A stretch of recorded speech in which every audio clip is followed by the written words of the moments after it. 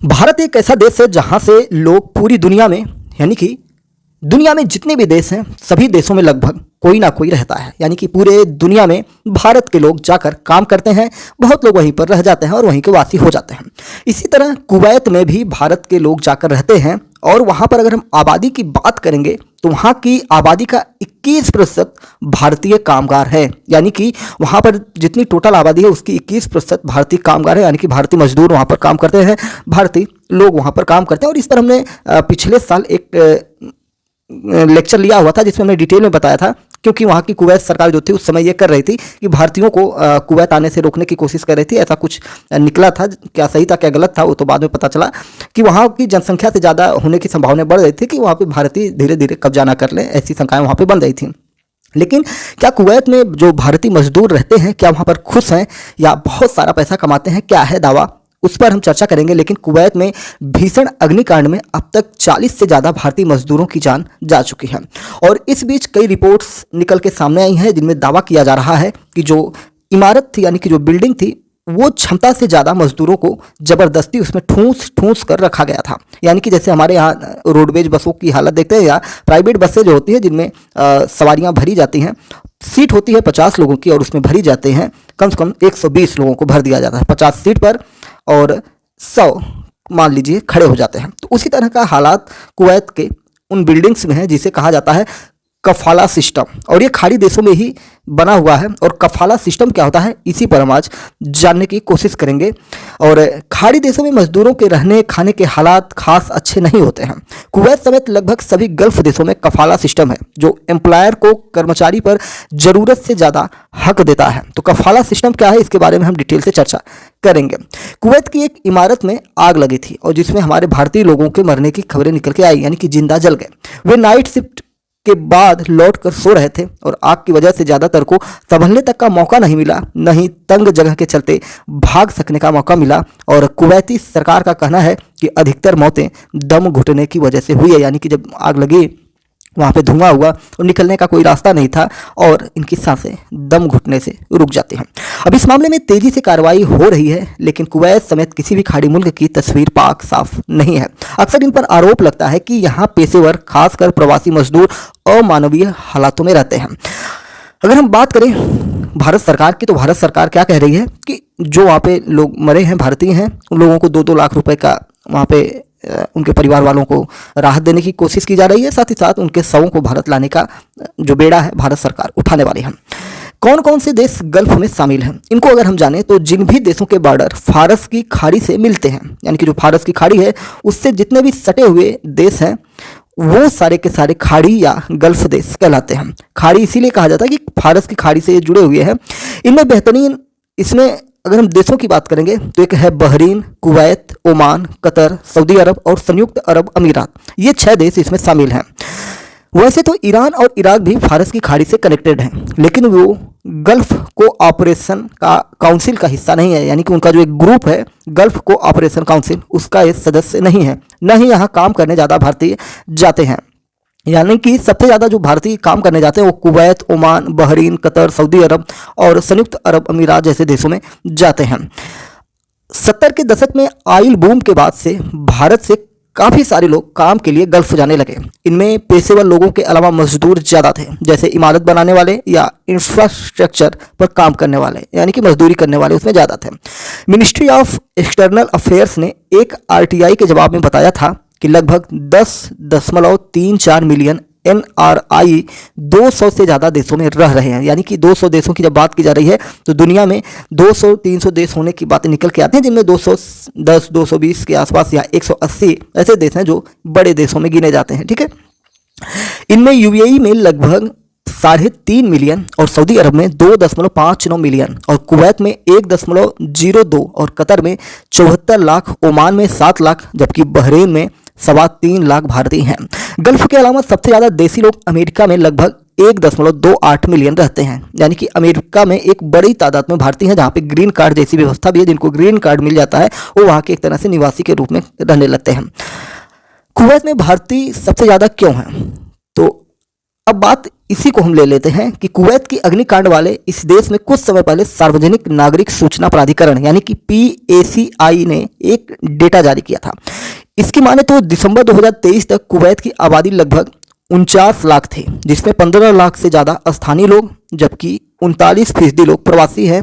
इसमें भी Indian worker सबसे ज़्यादा है। फिर से समझने की कोशिश करिएगा, जो डाटा 2023 में जारी की गई, इसमें 49 लाख लोग वहाँ की पूरी आबादी है, ठीक है, जिसमें 15 लाख से ज़्यादा स्थानीय लोग हैं। मतलब 49 लाख में 15 लाख वहाँ के एक तरह से स्थानीय लोग हैं, यानी कि वहीं के लोग हैं, वहाँ के निवासी हैं, जिनमें 39% लोग प्रवासी यानी कि दूसरे देशों से जाकर वहाँ पर बसे हैं, और इसमें सबसे ज़्यादा भारतीय हैं। और मैंने शुरुआत में ही बताया कि हमने इस पर पिछले साल एक लेक्चर लिया हुआ था, जिसमें ये हमने बताने की कोशिश की थी कि वहाँ कुवैत सरकार जो है भारतीयों को रोकने का काम कर रही है। अगर हम बात करें तो हमारे देश का गल्फ के साथ करार है कि वे मजदूरों को न्यूनतम रेफरल वेतन यानी कि MRW दें, यानी कि एक मानक है, उसी के अनुसार इनको पैसा देंगे। इसके लिए कामगारों को खुद को फॉरेन मिनिस्ट्री के E-माइग्रेट पोर्टल पर रजिस्टर करना होता है।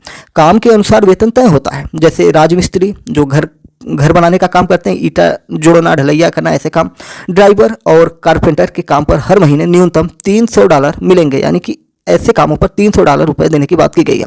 जबकि डोमेस्टिक वर्कर इससे ज़्यादा कमाई करते हैं। वहीं पेशेवर जैसे नर्स, इंजीनियरों की कमाई काफ़ी ज़्यादा है। कामगार आमतौर पर गल्फ जाकर पैसे बचाते हैं और अपने घर भेजते हैं। इससे कम समय में भारतीय करेंसी के हिसाब से काफ़ी सेविंग हो जाती है। यही कारण है कि वहाँ ज़्यादा से ज़्यादा लोग जा रहे हैं। तनख्वाह भले ही ज़्यादा दिख रही हो, लेकिन वहाँ भारतीय कामगार अक्सर अमानवीय हालातों में रहते हैं। यहाँ तक कि उनके काम के घंटे भी तय नहीं होते हैं। उन्हें स्थानीय लोगों से खराब ट्रीटमेंट मिलता है, यानी कि वहाँ पर उनके साथ व्यवहार गलत किया जाता है। जैसे अगर हम बात करें भारत में ही कि महाराष्ट्र में जिस प्रकार से उत्तर भारतीयों के साथ, बिहारियों के साथ, उत्तर प्रदेश के लोगों के साथ वहाँ पे दोहरा रवैया अपनाया जाता था, उनसे मारपीट या उन्हें बाहरी कहकर बुलाया जाता था, उसी प्रकार से वहाँ पर भी भारतीय जो लोग हैं उन लोगों के साथ अच्छे व्यवहार नहीं किए जाते। मनमाना पैसा लिया जाता है और मनमाना काम करवाया जाता है, यानी कि कह सकते हैं कि बंधुआ मजदूर की तरह आप कह सकते हैं। कई रिपोर्ट्स भी इसकी पुष्टि कर चुके हैं। साल 2019 से जून 2023 तक Bahrain, Oman, Kuwait, UAE, Qatar और सऊदी अरब के भारतीय दूतावासों में 48,000 से ज़्यादा शिकायतें दर्ज की गई हैं, और ये शिकायतें फोर्स्ड लेबर से जुड़ी हुई थी। यानी कि ये कोई कहने वाली बात नहीं है, ना ही रिपोर्ट की बात है, ये पूरा रजिस्टर्ड है, इतनी शिकायत दर्ज की गई है। असल में खाड़ी देशों में एक सिस्टम है कफाला। ये एम्प्लॉयर को अपने कर्मचारी पर बहुत ज़्यादा अधिकार देता है। आसान तरीके से कहें तो कामगार अपने मालिक का गुलाम हो जाता है। उसके काम के घंटे बहुत ज़्यादा होते हैं और पगार यानी कि सैलरी, तनख्वाह तय नहीं होती है। कई एम्प्लॉयर अपने मजदूरों के पासपोर्ट तक अपने पास रख लेते हैं ताकि वो कहीं भाग न सकें या भारत न जा सकें। यहाँ तक कि उन्हें फ़ोन रखने या वर्क एरिया से बाहर निकलने की भी इजाज़त नहीं होती है कि वो अपने परिवार वालों से भी बात कर सकें। हफ्ते के किसी भी दिन उन्हें छुट्टी नहीं मिलती है।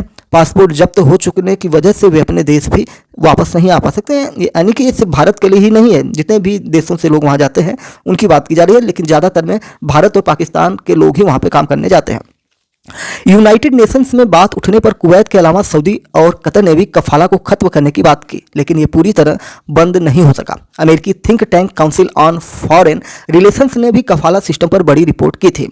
अब हम बात कर लेते हैं कि कफाला होता क्या है, कफाला सिस्टम है क्या, जिसे खत्म करने के लिए भी बातें की जाती हैं लेकिन खत्म नहीं हुआ है।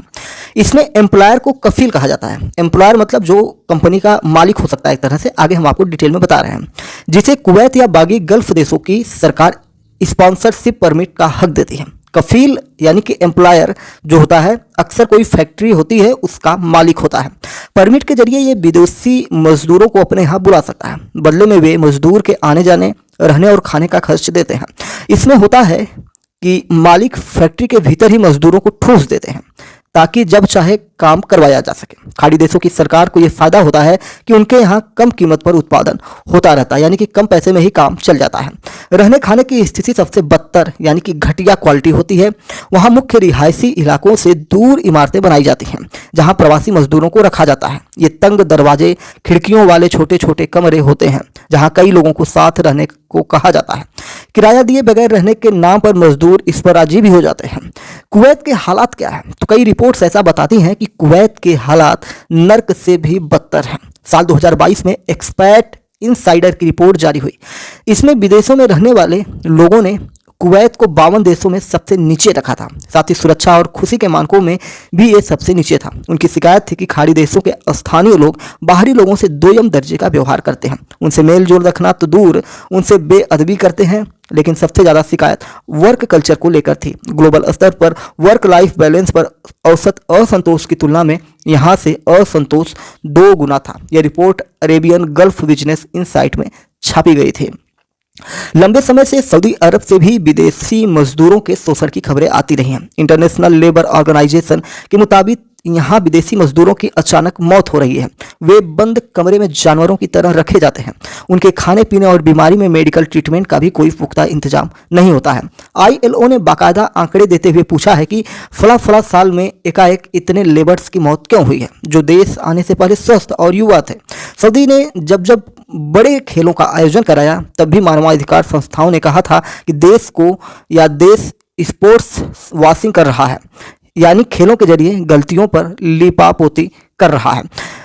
आपको बता दें कि बहुत सारे ऐसे कर्मचारी भी होते हैं जो बड़े स्तर के कर्मचारी होते हैं, उनको सुविधाएं अच्छी मिलती है, लेकिन 99% ऐसे जो मजदूर होते हैं, कर्मचारी होते हैं, उनकी हालत बद से बदतर है। यानी कि मान सकते हैं कि 0.1% लोग अच्छे हालात में होंगे। अगर वो हमारी बात सुने होंगे तो उनको लग रहा होगा कि हम क्या बता रहे हैं, वो तो बड़े अच्छे से हैं। लेकिन आप अपने आसपास देखिए, और भी जो आपके देश दुनिया से लोग उस देश में पहुंचे हुए हैं, उनकी हालात क्या है, वो किस प्रकार से रह रहे हैं। ना रहने का घर है। अमेरिका जैसे देशों में तो कार में ही सब कुछ हो जाता है, यानी कि अपनी ही कार में रहते हैं, उसी में खाते हैं, उसी में बनाते हैं। ऐसे हालात हैं और ये आपको स्वीकार करना पड़ेगा। यानी कि स्वदेश ही सबसे बेहतर ऑप्शन है। यहीं पर रहिए और कमाइए। हाँ, घूमने के लिए आप दुनिया में जा सकते हैं, खैर जिसकी जैसी मर्जी। लेकिन अगर हम इन रिपोर्ट्स की चीज़ें देखें और कुवैत में हुए इस घटनाक्रम को देखें तो इस प्रकार से भारतीयों की जान चली जाती है और जिसका कोई मोल नहीं होता है। चलिए फिर मिलेंगे एक बड़े टॉपिक के साथ। चैनल पर नए हैं तो MPS हिंदी को सब्सक्राइब कर लीजिए। फेसबुक पर हमें सुन रहे हैं, देख रहे हैं तो फेसबुक को फॉलो कर लीजिए। जय नमस्कार, भारत माता की जय।